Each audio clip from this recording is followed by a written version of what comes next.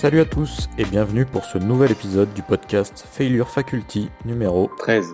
Je ne sais pas si ça va t'attrister ou te rassurer, mais si tu as lu le titre en te disant que j'allais essayer de te vendre une énième solution miracle pour faire de l'argent, je t'arrête tout de suite, le sujet n'est pas là. Ceux qui suivent le podcast savent que j'aime bien faire des métaphores et qu'il ne faut pas s'arrêter au sens premier. Rentrons dans le vif du sujet en se rappelant de la doctrine de la famille Lannister dans Game of Thrones. Un Lannister paye toujours ses dettes. Que tu le souhaites ou non, tu es un adepte de ce principe. Bien entendu, je ne parle pas d'argent, mais de manière plus générale avec ta santé, ton esprit, etc.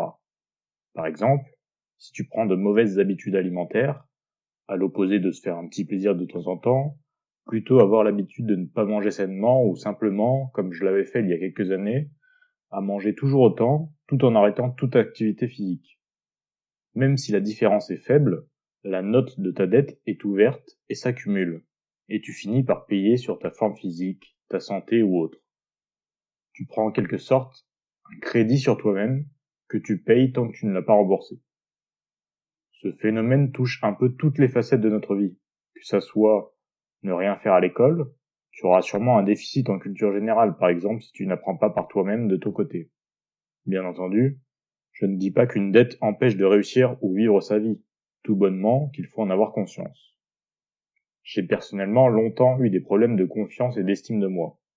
Une dette qui ne paraît pas si forte comme ça, mais qui amène à de réels problèmes et des symptômes, tels que la timidité, des problèmes de communication plus générale, de prise de décision et autres. Mais dans cette situation, le pire reste à venir. Parce que qui dit crédit dit non pas créance, mais intérêt. En effet, lorsqu'on a des problèmes de confiance, on a vite fait de se monter la tête et entrer dans un cercle vicieux. À chaque petite erreur ou échec, s'en servir inconsciemment en confirmant l'image que l'on a de nous, en s'auto-rabaissant et simplement se dire que l'on est nul. On finit par se morfondre sur nous-mêmes et ne même plus profiter de nos victoires ou autres que l'on voit comme une chose non méritée. Et malheureusement, comme dans la vie réelle, on ne gagne pas au loto et on ne peut pas rembourser notre crédit en une seule fois.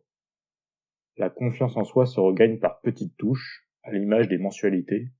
C'est une course d'endurance avec une possibilité de revenir en arrière. Aujourd'hui, je ne pense pas avoir fini de gravir cette montagne. Je ne suis même pas sûr que le principe de sommet existe vraiment. Mais en partant du niveau de la mer, je suis arrivé à une bonne altitude. Si tu es dans un cas un peu similaire, qui peut parfois paraître désespéré, sache qu'il est possible de s'en sortir. Tout cela pour dire qu'on a vite fait de prendre des dettes envers nous-mêmes. Le tout, c'est d'en prendre conscience, de connaître nos limites et les remboursements engendrés. De plus, tout comme il est possible de prendre un crédit, il est possible d'investir sur l'avenir. Et toi, es-tu au fait de ces engagements que tu prends avec ton corps, ton esprit, ta personne en général ?